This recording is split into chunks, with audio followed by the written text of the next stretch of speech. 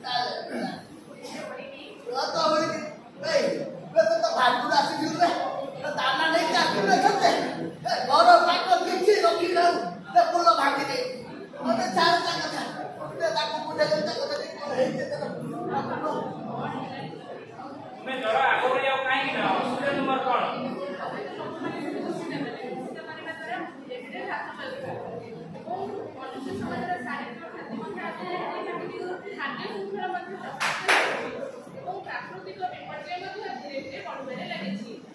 ମୁଁ ସାଧାରଣ ଜୀବନଯାପନ ଶୈଳୀରୁ ଆରମ୍ଭ କରି ସମସ୍ତ କ୍ଷେତ୍ରରେ ନିଜର ପ୍ରଭାବକୁ ପକାଇପାରେ। ମନୁଷ୍ୟ ଯଦି ନିଜର କାର୍ଯ୍ୟକଳାପରେ ପରିବର୍ତ୍ତନ ଆଣେ ତେବେ ଆମେ ନିଜର ଆଶୀର୍ବାଦରୁ ଏହାକୁ ଏକ ଅଭିଶାପରୁ ବରଦାନରେ ପରିଣତ କରିପାରିବୁ। ଜେଜେ ଜଳର ଅସୁବିଧା ଶୁଣିଲି ଜେଜେ, ସୁବିଧା କଣ ଜେଜେ? ବହୁତ କିଛି ଅଛି। ଜଳ ଶୁଣୁ ତାର ଉପକାରିତା।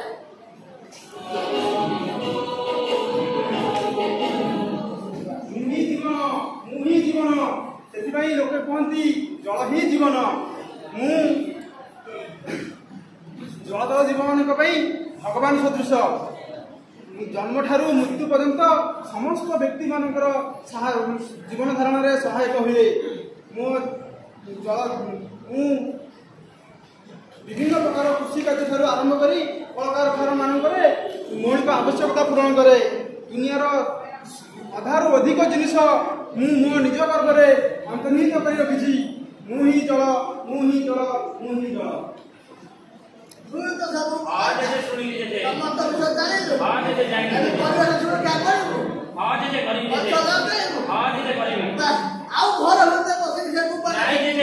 ମୁଁ ସହିତ ମୋ ସାଙ୍ଗସାଥି ମାନଙ୍କୁ ମଧ୍ୟ କହିବି ଏବଂ ପରିବେଶ ସୁରକ୍ଷା କରିବି ଜେଜେ।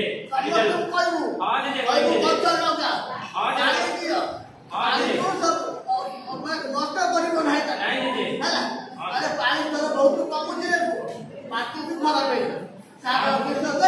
କିଛି ରଖୁନା, ପରିବେଶ ସୁରକ୍ଷା କର, ଭଲସେ ରହିବ। ଚାଲ ଯିବା।